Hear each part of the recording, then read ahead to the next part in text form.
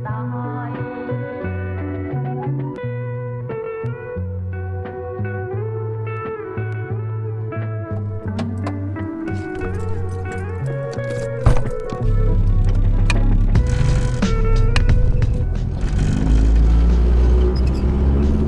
dudes, Beveling is here.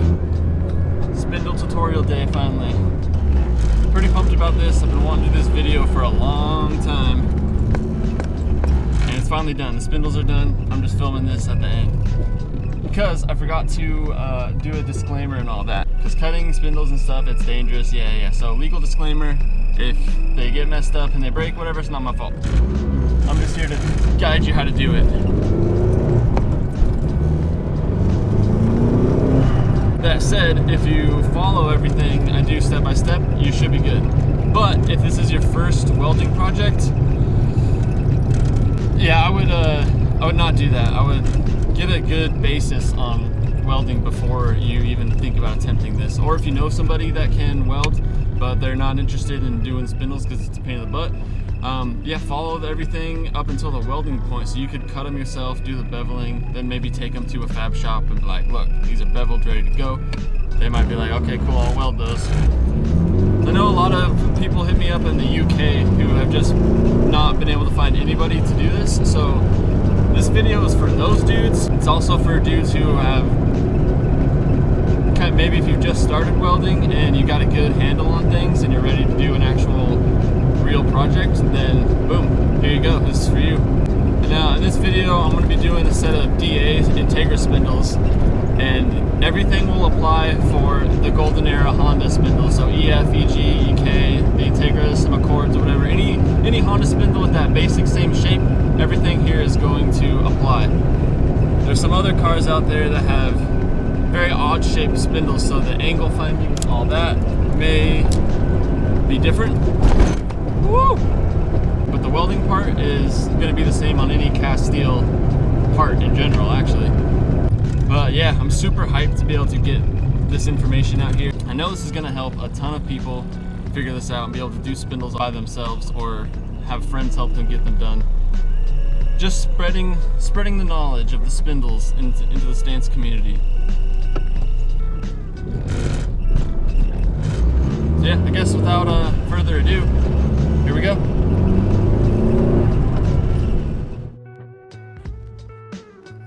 First thing we do, I like to get this all cleaned up. We're gonna mark it with a Sharpie where we're gonna cut, and it's just easier to see when it's cleaned up. And plus, we got to prep this for the weld anyway. So yeah, I just go to town right off the bat, get all the sucky stuff over with right at the beginning. Just clean this all up, and I also delete this ridge and all the unnecessary stuff. Totally unnecessary, but it looks way cleaner, so I do it.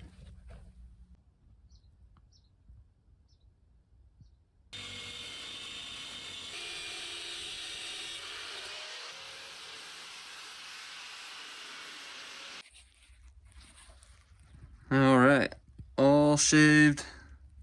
Now it'll be super clear to see our mark on these when we're cutting. And this part's super important where you cut. But I have found the higher up you cut, the less camber you get, and the lower you cut, the more camber you get. There's so many more variables than that, but that's a huge factor. In this case, we are going for like a stockish camber, so I like to cut right at the bend for everything. That's the highest I like to cut on these Civic spindles, is right at the bend. I never cut up here just because in the past I've had issues gaining any sort of camber that's more than stockish. Yeah, some people have done it, but yeah, in my experience, I've had bad luck cutting up here. So big camber stuff, I'll cut down here. I'll usually delete one of these brake line holes. I use this as kind of the reference as the low point, and then go 2.5 inches up from that. 2.5 inches is kind of the standard I'll do, and that clears your normal like 15s. But I guess if you had like 16s and you had kind of weak offset, then 2 inches might be the move for that. But yeah, if you got 15s and decent offset and you're going for camber or a decent amount like -10 or so, yeah, cutting right at the bend is what you want to do, or down here if you want a lot of camber. But you got to make sure it clears your wheel as well. So Actually, yeah, I should show that. All right, here is the ideal way you want to set this up. Use the actual, oh, we're not in wide angle. Yeah, use the actual wheel and tire that you're going to be using on the car and put your spindle in there with the rotor and any spacers you're going to be using, and that will show you your clearance. And here's an example of the absolute maximum clearance, or I guess the maximum angle that these spindles could run with this current wheel and tire setup, which this is a 13 by 10 plus -5, no spacers, on a 2.5 inch, what I would call a stockish camber angle. So this is kind of the go-to setup, honestly, for almost any setup. Unless you want to run huge camber, this is what I recommend doing. 2.5 inches right out of the bend there. All right, all marked up, ready to chop. And so I just went 1 inch. I used the brake line hole as a reference. I don't know if you can see the mark. There it is. And I just went 1 inch up from that, made a mark, and then 2.5 inches up from that, made my second mark. And you want to make these lines as parallel as you can get, because if you just cut this horizontal, then when you put these two halves together, this is going to be leaning way back and you're going to lose every ounce of camber. So it's kind of a funky cut to delete the curve essentially, but yeah, this one's kind of at a slant. There, you can see it okay. Yeah, get the lines as parallel as possible. That way when they come together, this will still be at 90. Because yeah, most Honda spindles sit at like this. The top sits at 90 from the table if you put the hub on the floor or the table. And this works with, I do this with the hubs in as well. It just sits up a little higher. But yeah, you want to be at 90 degrees up from the table if you want stock camber, or more than 90 degrees if you want more camber, because that's another factor. You can cut it low and get camber, and then you can add more by tilting this down. Oh, I'll show you that when we get there.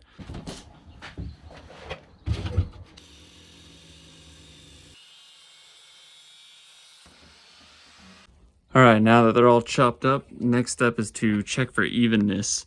So I put the hubs flat on the table, and I put the top of the halves of the spindle flat on the table as well. And then see, you can see this one appears to be slightly higher. I just give it the old carpenter's eyeball. So yeah, this one will need to be ground down a little bit more. And then over here, what I'm looking for is the same angle. And the angle looks pretty dang close. This one though, you can see is a little longer than the one on the left. So this one will have to grind down a bit more. Just keep it flat, grind it down.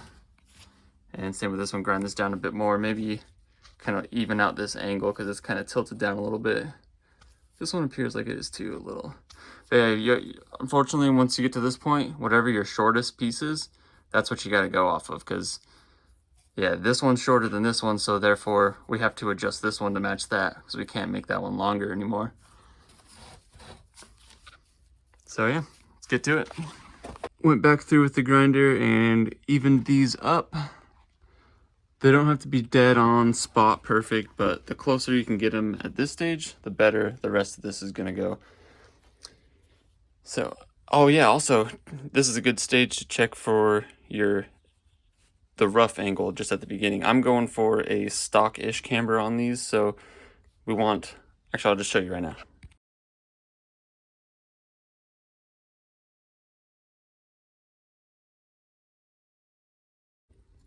All right, this is what I was talking about with 90 degrees to the table. So you butt these up together, and then the top of the spindle is sitting 90 degrees to the table. This will give you your stockish camber. And if you wanted more camber, you just simply dip this down. And this is where your wheel comes into play, because if you dip it too far, it's not going to fit your wheel. But what you never want is this to be past 90 the other way, because this will destroy all of your camber and it's going to be really hard to get anything back. You're going to have an extra space in between the spindle and your wheel. So yeah, minimum 90 degrees to the table. And then you can do your final camber adjustments here once you've got it up on your wheel and you can see how much clearance you're working with. For example, let's say it was looking like this. This is the minimum angle you'd want to be backwards, right? Because any more than that, you'll lose your camber. But if we go and try to get any camber, we make contact. So if this is what you're running into, then there's only three solutions actually. Get another set of spindles and cut them up a little higher to get a little bit more clearance, or run wheel spacers, or get more aggressive wheels. Yeah, this is why it's important to kind of check and eyeball this on your wheel before you cut it, so you can get an idea of how much you can cut and how aggressive the angle can be. But if this was the real setup and the wheel and everything, that's good. I would rock this, honestly. It's got enough room for the upper ball joint threads and the nut, and even though that's mounted close to the wheel, these are static in relation to each other, so that's not going to move or ever touch that. So if you have bigger tires, then, you know, if you're not stretched so much as this, and if it was looking like this, you'd have to account for your tire flex back and forth as you're going through corners, because I've had a setup on my wagon with snow tires on it that they were pretty tall and they're kind of flexy. They weren't stretched that much, and the clearance looked good when I was looking at it. But then over time, when I'd, you know, be taking turns on the freeway or at high speeds, the tire would actually flex up into the spindle and or into the upper ball joint nut, and it totally destroyed the tire. So yeah, quite a bit of things to think about and factor in, but if you got a stretch tire, you don't got to worry about that. If it clears, you're good. Yeah, next step is to throw a 4-sided bevel on all 4 of these. You cannot go too small on the bevel. I mean, yes, you can. You cannot go too big on the bevel. So yeah, don't be shy with the bevel. I'll show you what mine would look like right now. All right, got the bottoms beveled. And once you get to this point, you can get more or less camber from this point. So depending on where you put your bevel on this, whether you give it a bias towards the back or the front, will change your camber. So if you slide this forward and get the insides of the spindles to kind of line up, that's going to get you more camber than if you got the back sides to line up. Hope that makes sense. But again, going for stockish camber on this setup, so I'm just going to stick it right in the middle. And if you have like a EF spindle, they're very skinny all the way up, so you don't have this thin top section going onto a thick bottom section, so you really don't have much room to do this. But on EK spindles and like these DA spindles, yeah, a lot of them are really skinny up top and then thick at the bottom, so this can make quite a big difference on your camber too, so you want to pay attention to that as well. Again, it comes down to checking if it clears your wheel or not. Like if you're like this and you don't have much wheel clearance, then yeah, just slide it back. So now I'm going to bevel this one and get it to match this. As far as setting these up to weld, this is literally what I do every time. I just find random stuff. Plates, these top hats happen to be perfect for a lot of these spindles, but yeah, just grab whatever and I'll stack them up and just balance these. The reason I do this instead of building a jig and bolting it all in place is because I like to be able to tack this and then immediately flip it over and do the initial weld process really quickly. The other method I do is when I have a wheel, pretty much the same thing, find random stuff to stack up and make sure you get your clearance and the angle you want. Make sure your bevel's all sitting how it needs to, and yeah, just weld it from here. All right, so I got the tops beveled, matching the bottoms. See the landing there? The little bit where they connect, right there, is called the landing, and you want to make sure that both bevels are coming to a point, and that landing, actually no, that doesn't really matter too much, because if the landing is off a little bit, like if let's say you had a flatter landing on this half and then you had a really pointy one, that actually would just help you penetrate on that first pass. But this is enough. It's about an 1/8 inch landing, I'd say. So you check, and then you check this side for the same thing, come to a point on the sides. And this one, after looking at this bottom bevel is a little tight.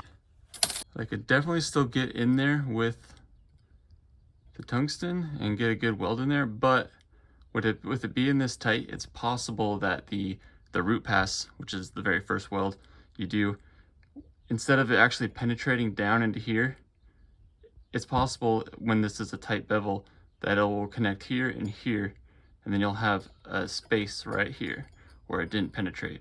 We want to avoid that, so I'm going to make this bevel a little bigger. Probably just going to grind this side down at a more aggressive angle. But the whole point of this is we're trying to get this first weld to penetrate as much as possible, and then this first weld to penetrate all the way through and make it so you don't have any gap in the middle here. You want this weld to connect to this weld. That's really important because you can do a weld like I described, where it'll connect here and here and it'll be a gap under there, but from the outside it looks good. It looks like it's complete, and you'll weld all this up, and in the end you'll have a little gap in there where there's no weld, and the only way to tell is to get it x-rayed. But yeah, we're not doing that, so it's best to just not take any risks and get this as tight as possible. The landing, I mean, so you can get this first weld to penetrate all the way through to the other weld on the other side. And yeah, in order to do that, I bet it probably would just go really hot, but like I said, don't want to take any risks, so I'm gonna put a steeper bevel on this. And then also, since we are TIG welding, we want to get all this coating off too, because this will get in here and contaminate the weld, start swimming around, and could potentially create weak points. And the whole point of taking your time and doing these right is to make it so you don't have to worry about weak points or breaking, and just do these, take your time, do them the right way, and they'll be strong and last forever. Gonna clean this up a bit more, get this steeper bevel, and then we'll do the final fit up, finally start welding this.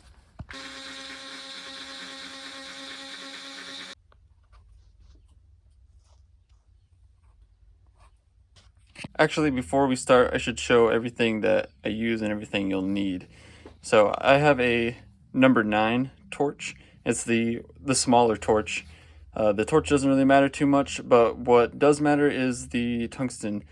I use a 3/32 size tungsten, and it's the red one, 2% thoriated, or however you say that. I've used rare earth with good success, and the gray tungsten with success. Doesn't really matter that much, to be honest. It might, but I don't know the difference. But yeah, 3/32 is the smallest I would go. 1/8, you could use that. Kind of overkill. A 16th tungsten, I find with the heat of these spindles need, it just destroys the tungsten. So 3/32 lasts pretty good. And then I've got a number 8 cup. I don't like going any smaller than this just because I like a lot of gas coverage. A number 10 Fupa cup is my preferred cup. That would be this guy here. Slightly bigger, but my lens is all messed up in there, so going with my next preferred, which is the 8 cup. And then a gas lens. Once you go gas lens, you'll never go back to standard cup, I promise.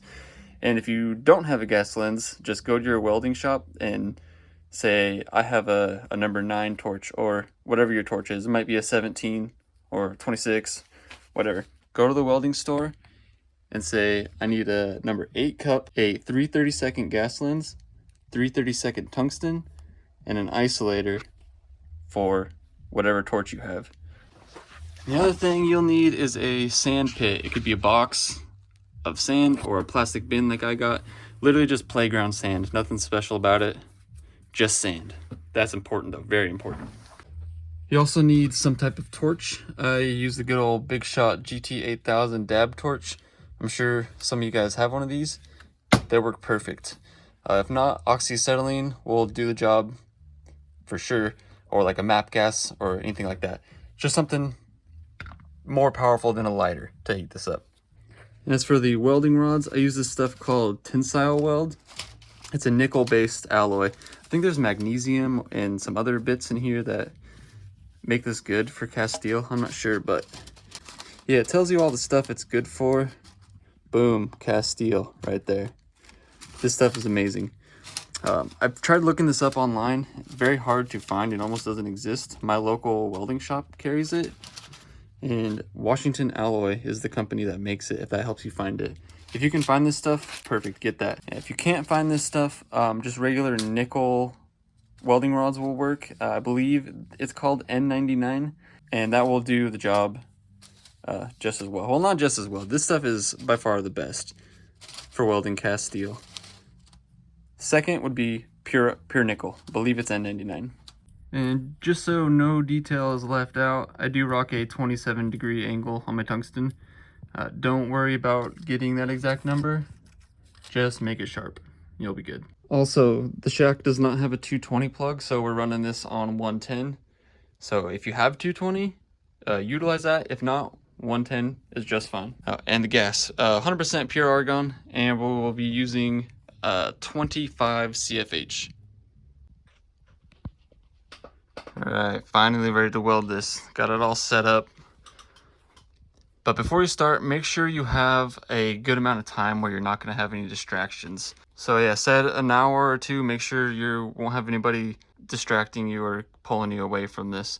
But if you're halfway through welding and your girl calls and needs you to come kill a spider or something, it's not the end of the world. Just stick it in the sand pit and you can come back to it later, preheat it again, and continue welding. But it's not ideal.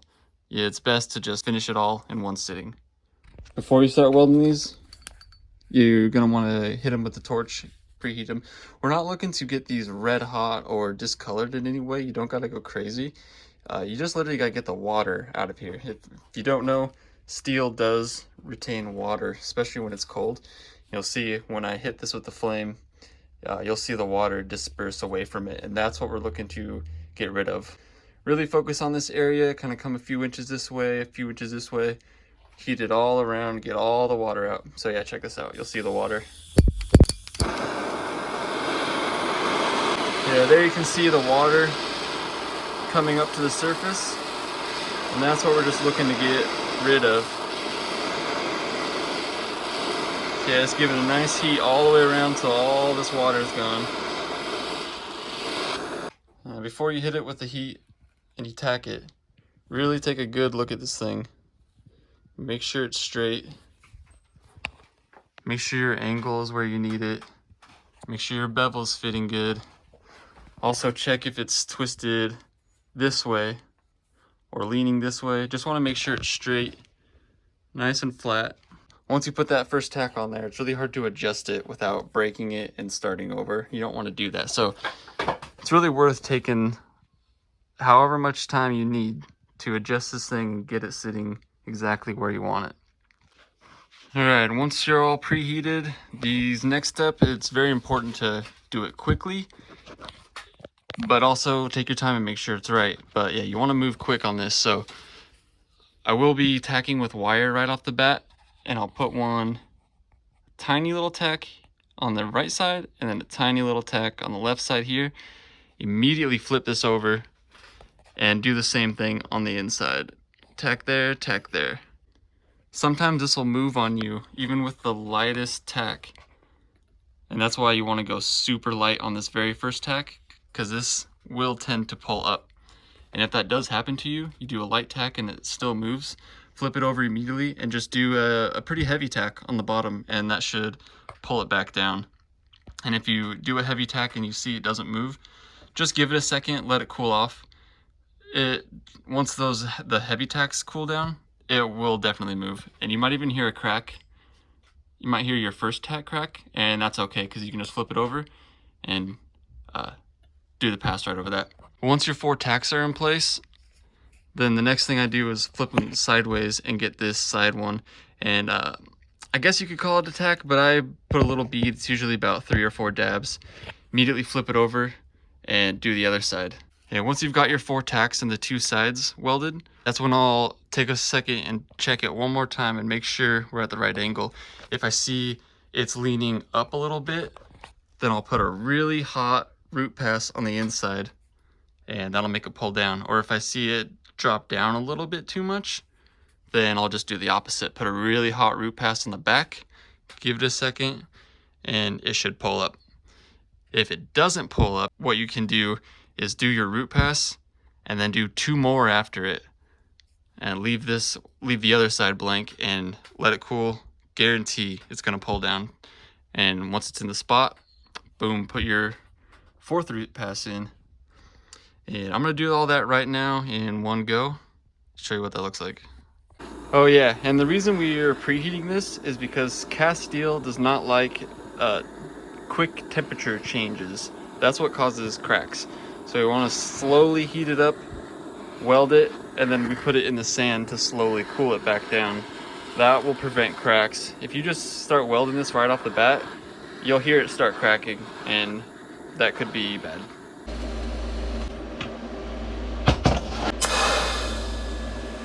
All right, there's my 2 initial tacks, and then you can see the side welds.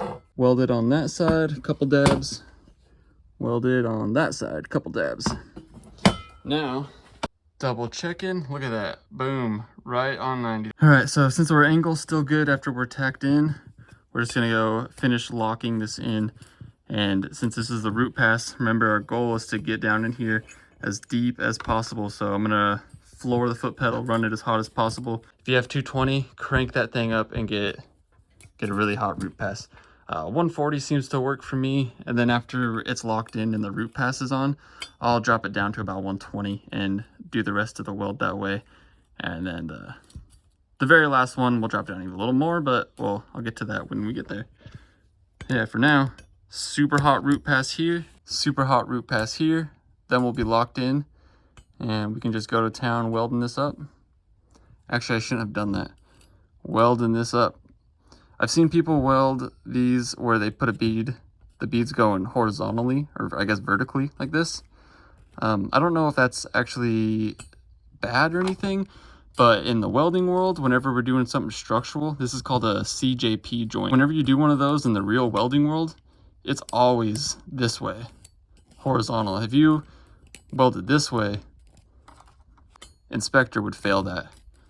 It's always got to be this way. I don't know the reasoning behind that, but that's just how it works, and that's how we're doing it. All right, all locked in. Welded this at 140 amps. Confident that that penetrated all the way through. Now the next step, literally just go to town and fill this entire thing up on all 4 sides. Usually I'll start on the shorter sides. The reason I do that is just because it's a little bit less heat in the beginning. We want to slowly heat this up, and as we weld, this thing's going to get hotter and hotter and hotter. So this first pass, I went straight in the middle just to connect them, right?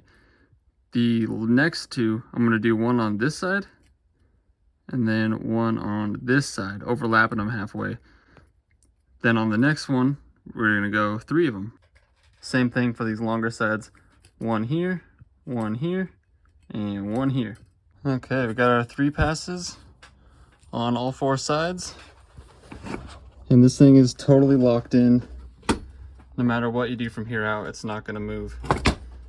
That said, next step is to literally copy this over and over again and just keep filling it up on all 4 sides. I like to rotate it around just so you don't have, you know, this all filled in and then you got a big crater to fill in here. So I'll do however many layers, 1 or 2 layers, rotate it, 2 more layers, rotate it, 2 more layers. Just do that until the whole thing is filled up. Yeah, let's do it.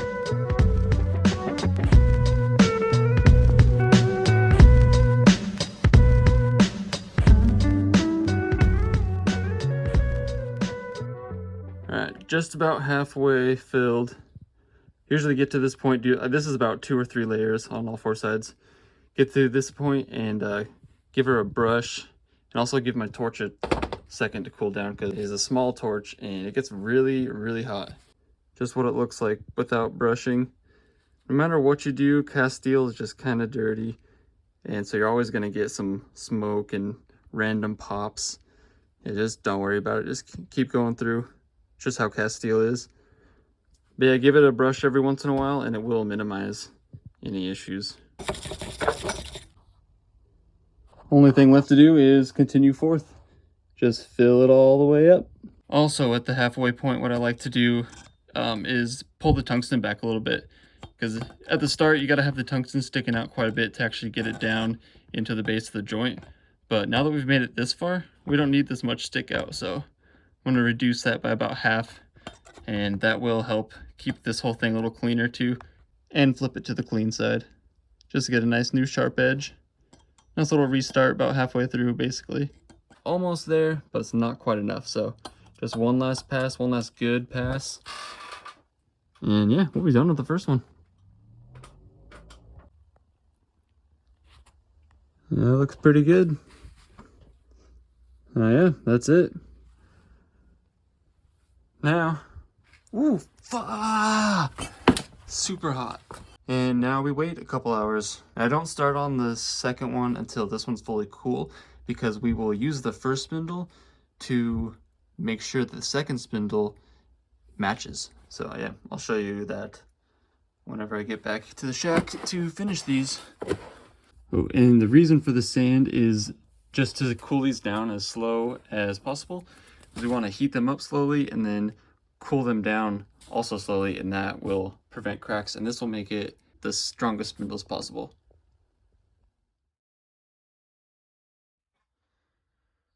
All right, a couple days later, got a chance to get back here and finish this.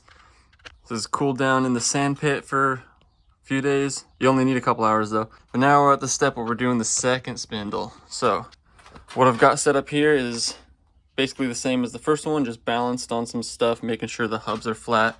Now what I'm checking for is likeness. So I'm looking at the top of here, and the top of here matches, the angle here matches, and yeah, they look really good. So I'm going to move forward, and from here on out, welding this one, the process is the exact same as welding this one, with the exception of here when we were starting, we were looking for trying to get this as close to 90 as possible. Now we're not totally worried about that. What we're worried about is getting this spindle to match that one. So yeah, literally instead of just checking for 90 degrees on here, we're just trying to match it. And it did pull inwards a little bit when it cooled down, which is perfect. Give us a degree or two more of camber maybe, who knows.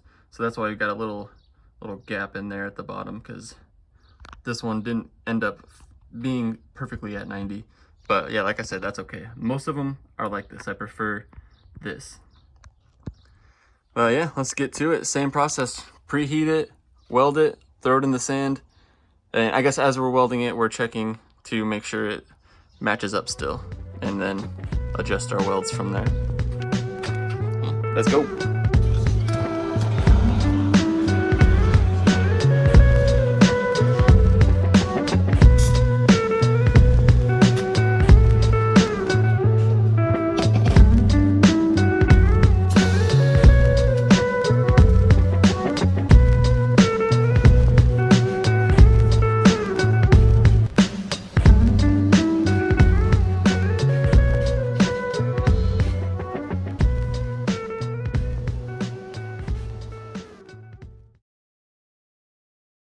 All right, I went ahead and just got to a good stopping point before I didn't want to stop and explain what I was doing, but after I did the initial tacks, you'll see in the last clip, I did the tacks and checked it. I noticed this side, it pulled down quite a bit. So what I did is just threw a really hot pass on the top here, and that pulled it back up, and now look at that. You're right where we want to be. It's really hard to get this on camera, I bet, but if you can see, this side is still ever so slightly lower than the other side. But it's actually not really, because the spindle on the right here, it's got a seam from the casting, which makes it look lower than the other side. But when you line up the holes, oh yeah, that's what you really want to pay attention to. That is what's going to make these truly even, because these castings are inconsistent. All right, these were done 25 years ago. Castings today are still slightly inconsistent, so yeah, don't go 100% based off the cast. Check the holes. But yeah, I'm really happy with how these are sitting right now. Like, honestly, they couldn't be any, I don't think I could get them any closer than that. So, only thing to do is go forth and fill the rest of this up, and we'll be home free.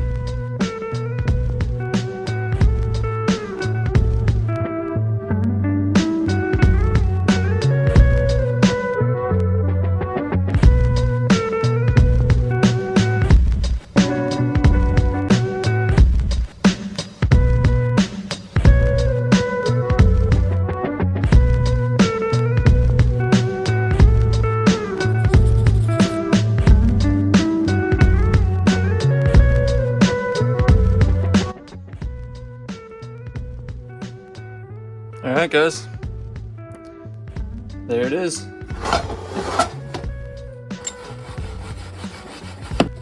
If you end up using this video as a guide and going through and actually doing a set of these, I'd love to see it. DM some pics on the gram. That'd be awesome. Yeah, I hope this helps. If you guys got any more questions, just yeah, DM me on the gram and I'll do what I can to help you out. Before this video gets any longer, I guess I'll just catch you guys later.